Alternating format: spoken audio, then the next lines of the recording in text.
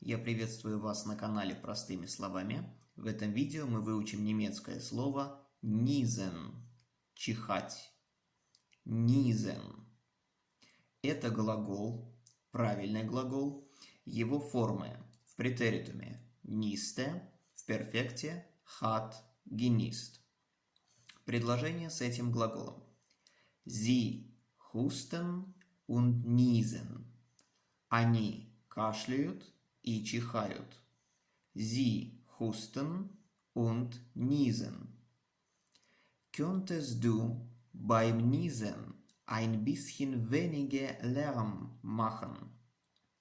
Не мог бы ты при чихании немного меньше шума делать? Könntest du beim Niesen ein bisschen weniger Lärm machen?